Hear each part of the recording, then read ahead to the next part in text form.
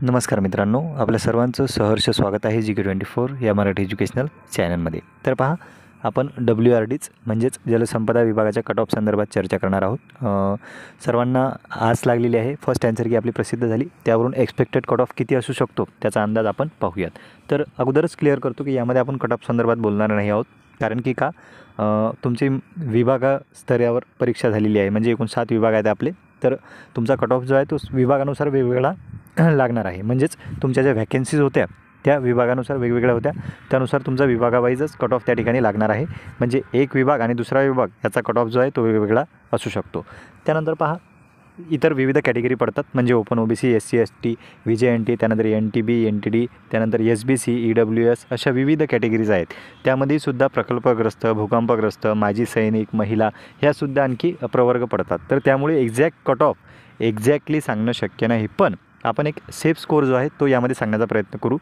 तर पहा मित्रो, सरळ तुम्हाला अगोदरच सांगून देतो की 140 मार्क्स जर तुम्हाला असतील 200 पैकी, तर तुम्ही सेफ झोनमध्ये आहात असं समजू शकता. कन्फर्म नाही आहे की एवढ्यावरच कट ऑफ लागेल. कट ऑफ हा कमीही याच्यापेक्षा लागू शकतो.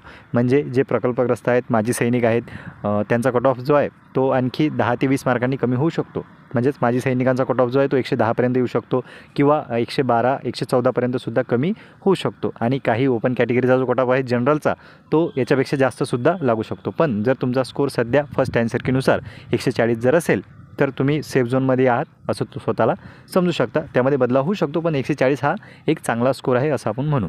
त्यानंतर पहा, तुमचा हा जो आलेला स्कोअर आहे हा तुमचा अंतिम स्कोअर नाही. त्याचं कारण काय, तर आपल्याकडं अगोदरच जेव्हा जाहिरात आली होती त्यामध्ये त्यांनी स्पष्ट केलेलं होतं की वेगवेगळ्या शिफ्टमध्ये जर पेपर झाले तर त्यामध्ये नॉर्मलायझेशनची जी प्रक्रिया आहे ती त्या ठिकाणी होणार होती. आणि नॉर्मलायझेशन झाल्यानंतर तुमच्या मार्क्समध्ये बदल होऊ शकतो. तुम्ही अगोदर बघितलेलंच आहे की तलाठीचं कशाप्रकारे नॉर्मलायझेशन झालेलं आहे.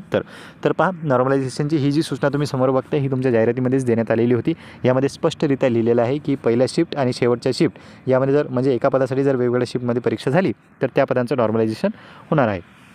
त्यामुळे तुम्ही तुमचा टाईमटेबल जो आहे तो पाहून घ्या. तुमच्या एकाच पोस्टसाठी जर तुम्ही अर्ज केलेला असेल आणि त्या पोस्टसाठीचे पेपर जे आहे ते वेगवेगळ्या दिवशी किंवा वेगवेगळ्या शिफ्टमध्ये जर झालेले असतील तर तुमचं 100% नॉर्मलायझेशन त्यामध्ये होईल. एक कारण हे.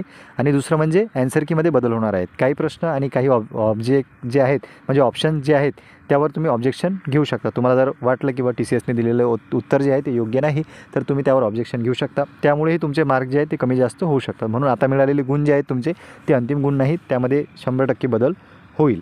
ते कमी होऊ शकतात किंवा जास्त येऊ शकतात. त्यामुळे एक्झॅक्टली कट ऑफ सांगणं शक्य नाही. पण जर तुम्हाला 140 मार्क असतील तर 140 आपण सेफ स्कोअर आहे अशा पद्धतीने सांगू शकतो. तर पहा, यामध्ये तुम्हाला काय वाटते, कितीवर कट ऑफ लागेल, काय लागेल, तुम्ही तुमचा अंदाज हा कमेंट बॉक्समध्ये बिंदासपणे व्यक्त करू शकता. या ठिकाणी आपण थांबूया. धन्यवाद.